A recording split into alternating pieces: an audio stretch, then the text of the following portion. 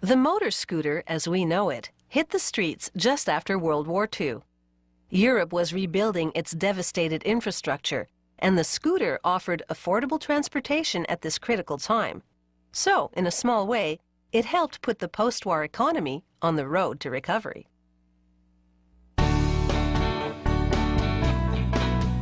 Many decades after it was first introduced, the scooter is still big on the streets, and the uncertain cost of fuel is one reason why.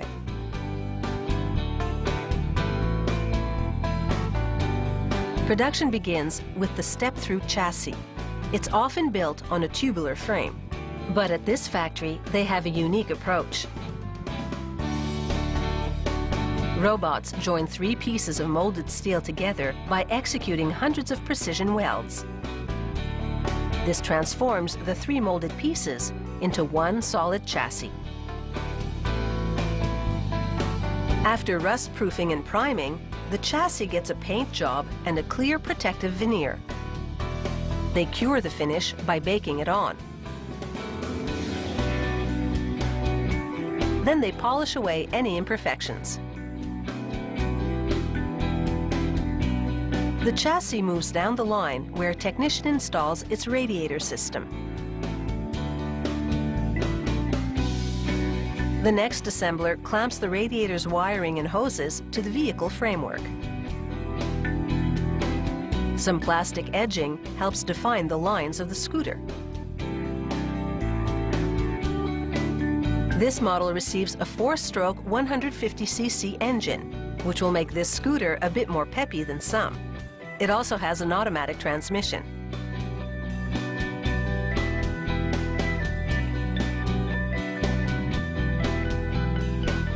Once the rear wheel has been installed, the worker hoists the engine over to the chassis. He guides it into its niche just behind the passenger seat and then bolts it to the steel framework. Next up is the steering column with the front brakes and wheel hub already attached. The technician assembles it to a front fender, then inserts the steering column in its slot at the front of the scooter body. Securing it is a delicate business. He tightens this special tool to gently squeeze the assembly together.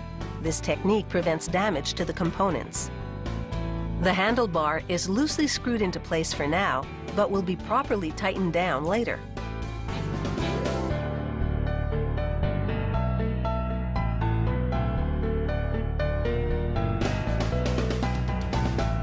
This scooter's front wheel has a 30-centimeter rim.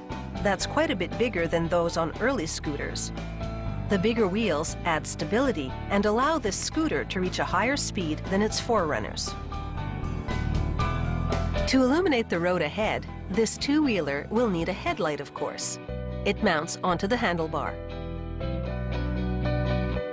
A technician then puts the scooter to the test. She checks the headlight and all the signal lights.